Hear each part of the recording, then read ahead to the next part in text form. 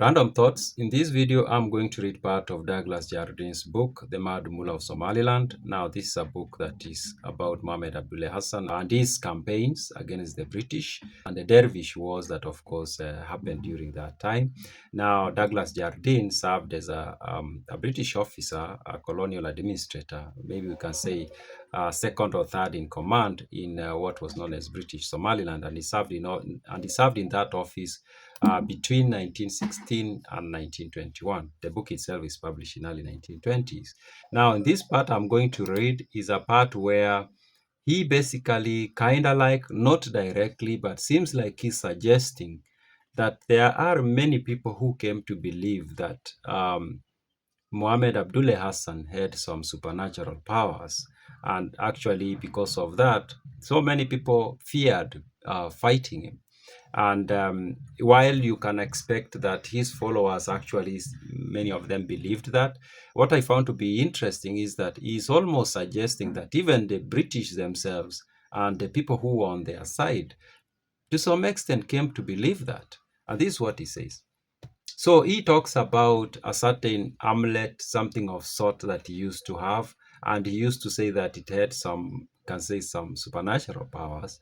And he says this one was given to him by a well-known shaitan, I don't know, or devil, I don't know where that idea came from. Of course, we need to bear in mind that this is a book that was written by an enemy of his, and this is 1920s. He still needed to prop up the colonial government. So he will say all the negative things he needed to say about Mohammed Abdullah Hassan.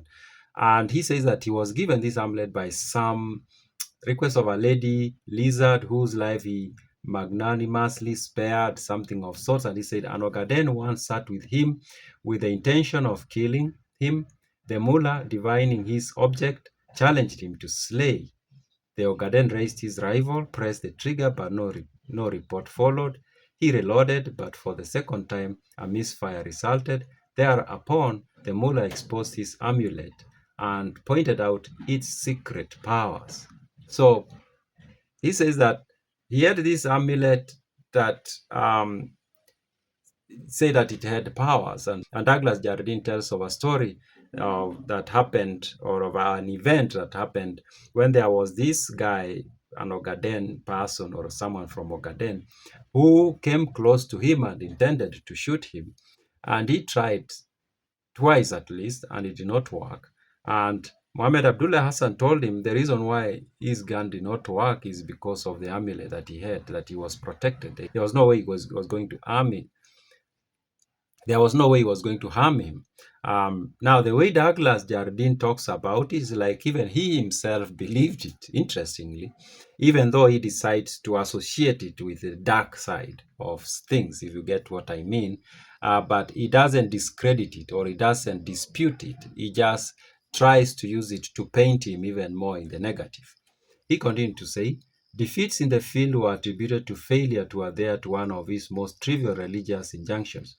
When Z Squadron of the Royal Army Force arrived in Somaliland in December 1919, in the town of Berbera, that the mullah was quite undismayed, that on hearing the news, he had pointed out 6 hawks which were circling around in the Horon at the Medishe, and at a word from him, they all fell dead at his feet. So another example he gives that there is this story that when the British brought the aeroplanes, and he said that it's actually the aeroplanes that brought this war to an end, because on the ground they had failed to defeat him, so they brought in the aeroplanes. And when they brought the aeroplanes, Mohammed Abdullah Hassan was not shocked about it or scared about it. Apparently, the story is that there were hawks that were flying nearby, and when he was told about this arrival of the aeroplanes, he said something, and the hawks fell to the ground.